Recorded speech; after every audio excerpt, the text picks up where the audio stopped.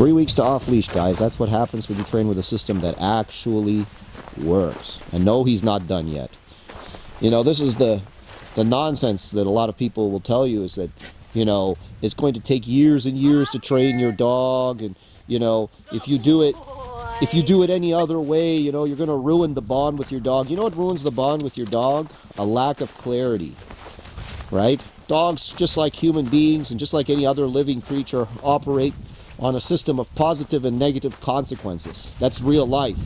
And I know in today's day and age, it's not so popular to say that. Everybody wants everything to always be easy and fluffy and it's rainbows and everything's all positive, but that's not real life, because Oscar has his own mind and he wants to do his own things, like smell the pee over there, and he doesn't necessarily want to come right away when he's called, even if there's hot dogs involved. After he pees, call him. We're not animals here. We let him finish peeing. There. Oscar! Good boy, buddy. Good boy. And you can see Oscar's happy, right? And he doesn't know Seema for very long. He knows Seema for, 3 weeks he knows Seema. And he's so happy to come to her. Why? Because we're speaking Oscar's language, where he really wants to go to something. Now he really wants to. There's a guy, there's somebody over there that he knows, and he wants to go see them. So now he's in a position where he really wants to go, and he doesn't want to come anymore. He doesn't care about the food. He doesn't want to come. What are we going to do? Right?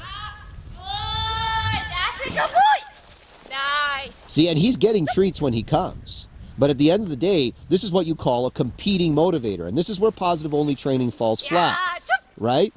There is something over there, or someone over there, that he values very highly. He values the interaction that he's going to get when he goes there.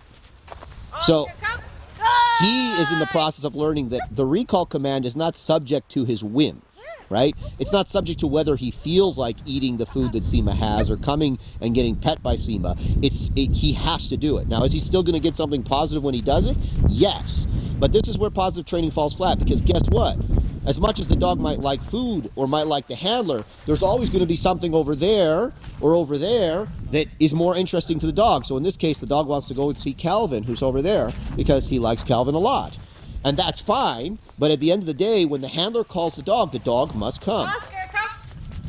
And you can see Oscar, like a lot of dogs of his breed, taking a little bit. Good boy. But this is the process, and this is the training. The dog's learning. It's an obligation. Now, can you just slap an e-collar on a dog and do this right off the hop? No, that's a bad idea. And you see how the dog, even though we're putting obligation on the dog, we're putting pressure on the dog, right? You see how the dog isn't falling apart, because the dog understands. The dog understands very much what he's supposed to do. And he's making the decision, just like all living creatures, to do what it is that he wants to do. Right? And he's learning that some things are not optional, especially a recall. For me, I have no problem putting big pressure on a dog for a recall, because at the end of the day, if the recall isn't reliable, the dog can literally die. Dog can run into the road, dog can run away from the owners. There's so many bad things that can happen to a dog that doesn't come when he's called. And it's amazing to me that people like to play make-believe with things like this. Like, you know, so I was... There you go. And he needs to go through this a bunch of times until he learns. It's like, hey, you just have to simply come when you're called. Now go towards that puppy. See if he'll call off the puppy. Go away from it. Good job.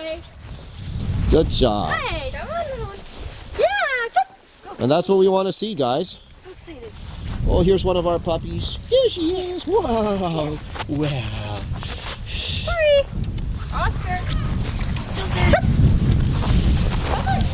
And that's the difference, guys, right, between tricks and reliable obedience. So, I got into a fight on Facebook. I know. I really have better things to be doing than getting into arguments on Facebook, and I really shouldn't waste the time. But I'm going to defend my position, because I think it was good that I responded to this individual. So, for those of you that don't know, we have a full suite of online training courses, and I made a page or a post on our Facebook page kind of promoting these online courses. We have the off-leash obedience course, the puppy training course, the reactive dog training course, and we even now have a protection training course for those of you that want to learn how to train a dog to do protection work. And, so I made a little post promoting this online training that we're doing. And by the way, it's going really well. It's so cool to see people from all over the world sending us videos of their dogs training in our training system all over the world. So we're getting videos from like places like Florence, Italy, Versailles, France, Hong Kong. It's so cool because we're seeing our training in all these really cool places. So keep those videos coming, guys. Keep showing us, the success that you're having training the Shield Canine Way. So anyways, back to the little argument on Facebook. So anyways, I made this post. This lady, comments below. I'll paraphrase. Basically, if only you would open your mind to the positive only training path. If you did, the dogs would be so much better off and your training would be so much better. And, there's 50 peer-reviewed studies by, that 500 PhDs of animal behavior were involved in peer reviewing the research. And, it's science and, science has proven and yada, yada, yada, yada. Right? So now, again, we get these replies all the time from people, and it's always people that have time on their hands because of course they don't have clients, they're not training dogs for a living, or if they are, they're not very busy, so they have time to bother somebody like me. And I usually ignore, but sometimes I will respond. And the reason I respond is because these people usually will suck somebody into that vortex, and they'll be led down that path because it's an emotionally appealing path, right? Think about it. You don't need to ever correct your dog. Just give him cookies, give him hope. You have hope, you have love. It's all just positive. We just ignore the bad or we avoid the bad and everything's just positive all the time. And if the dog, if you just give him hot dogs every time he's good, he's going to be good forever. That bad behavior is going to go away. He's going to be reliably obedient. And that's the road that people get led down. And of course, it leads them to nowhere. If they have a dog who's already oriented to be well behaved, usually they'll achieve nothing, but the dog will still be, okay because it's an okay dog. But in many cases, these people actually have dogs that have real behavioral problems or dogs that have real obedience problems. And this type of training is only makes it worse because it just creates such a lack of clarity in the dog. There's no security for the dog and the behavior escalates. And then the owners, they've spent time, they've spent money, and they're just sold down the road. And then eventually what it always comes down to was the animal behaviorist told us that because hot dogs won't fix this problem, we have to put them down. There's something wrong with them. Right? There's something wrong with our bull mastiff because he won't stop being aggressive no matter how many hot dogs we give him, no matter how many times we tell him to look at us, he's still a bad boy. So we need, I think, too many successful trainers, too many trainers that actually have, a repertoire of success and a history of success and that have maybe a little bit of a platform like I do, have ignored these people. We've just ignored them and said, okay, you know what? Don't worry. The crazy people are going to go away. Problem is they don't go away. They try to suck other people into their vortex because it's not just about dog training. Personally, for me, I don't care how you train your dog. You want to train your dog positive only, go ahead and do it. But the problem is they're not satisfied training their dogs positive only. They want to force other people to as well. And it's gotten to the point in Western Europe where they've actually passed laws, right? Where they've banned certain training tools and they've banned, certain types of training methodology. And now trainers over there are forced to train in secret, right? And there's so many dogs now that are getting put down because they can't stop the dogs that have behavioral issues. They can't create reliable obedience in the dogs, that don't have super, high level of motivation for the treats or whatever. And even with those dogs, there's still problems, right? So, you can't just leave these people alone. And the only way to combat bad ideas is to, defeat them with better ideas. So I always tackle, not always, but I sometimes will respond to these people and tackle their flawed arguments. So I said basically back to her, look, if any one of those 500 PhDs involved in those 50 peer-reviewed studies ever could train a dog, I might be a little bit interested. People have basically replaced God with science, right? In today's day and age, back in the day, you could justify anything if you could get God on your side. Well, God said I should be king, so therefore I am the king, right? And today, what people have done is, in order to seize the moral high ground, in order to seize and basically to shut down any kind of disagreement, you say, well, science says, right? And science says a lot of different things. And people that aren't really familiar with science, it kind of wows them. So they're like, well, she said that the science says, so you can't really question it. Absolute nonsense, right? There's good science and there's bad science. And there's science in and of itself, by its very nature, should always be questioned, should always be rigorously examined, and there's very kind of thorough ways to go through scientific research, and there's very kind of, let's say, not so thorough studies that are basically designed to find a specific result, right? And a lot of the studies, when you actually get into them on dog training, very poorly conducted. They don't follow a lot of the rules that you would really want to follow if you truly wanted to find the answer. They're very myopic, so they'll only study like one specific thing instead of the wide range of variables that's involved in training dogs for real life. I could go more into the studies and why they're flawed and what's wrong with them. And there's been a few good studies. And guess what the good studies find? The good studies find that a balanced training approach obviously creates the more reliable obedience. And you shouldn't need to be told that by science. Like, just use your common sense, right? Like, even we as human beings require a balanced system in order to function. It's not positive only. There's stress involved. There's aversive consequences involved if you make the bad decision, right? If you don't go to work, you're not going to get paid. And if you don't get paid, you can't afford to pay your light bill, your phone bill, and buy food, right?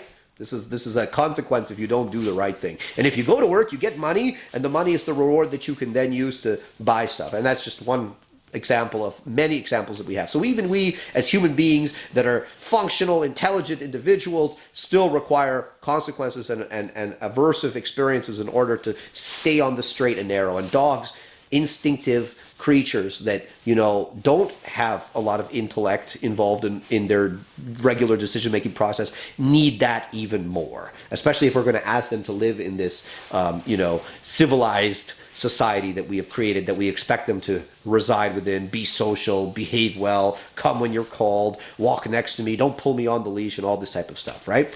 So anyways, this individual then responds to my comment saying, because I posted also a video under my comment where I said, listen, if any of your behaviorists can do this, and it basically just showed some of our dogs doing some off-leash work, in the city, in an urban environment. And I always post this when I deal with positive-only trainers because they can never do it, right? They can never work in an urban environment. All their training is always kind of in a field by themselves, or they're in like the agility ring or something. They're never in like a real world a situation where the dog has no leash, there are squirrels, there's geese, there's people, they're crossing the road, there's cars. They're never like that, because that's where it all falls apart, because there's these things called competing motivators, and the competing motivators overwhelm your dog's desire to have whatever it is that you have from time to time. Now, with some dogs, you can get pretty far with positive-only training, but guess what? It takes a long time, and at the end of the day, it's never quite as good as if you added a little bit of consequence, right? Some dogs need more consequences, some dogs need less. The bull mastiff that doesn't really care about your liver treats,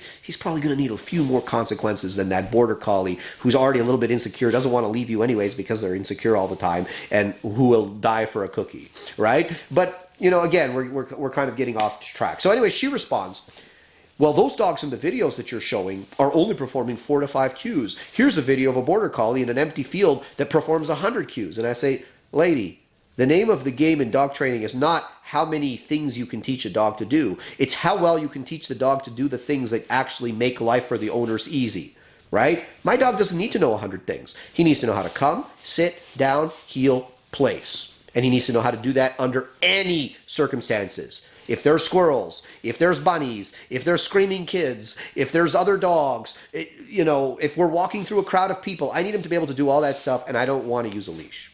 That's real dog training, not how many things he knows how to do. I can give a 5-year-old cookies and tell them to go train a dog to do something. It doesn't take much to bait a dog into doing things, bribe a dog into doing things. That's not real dog training. Real dog training is reliability and also being able to problem solve really bad behavior. So most dogs that are brought to us for training, they have some form of reactive behavior, they have resource guarding, they have, tons of behavioral issues, and we have a ton of success fixing those behavioral issues.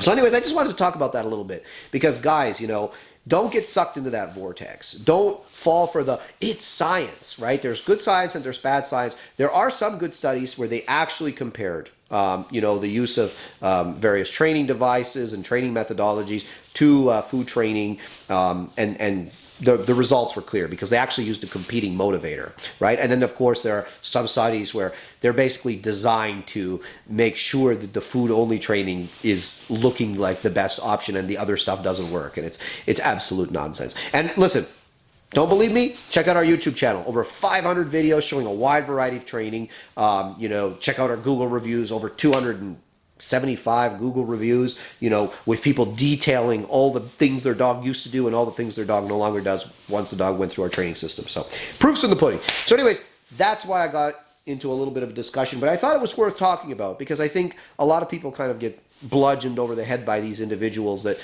seize the moral high ground and, try to kind of bully people to science, right? And meanwhile, they can't train a dog to save their life.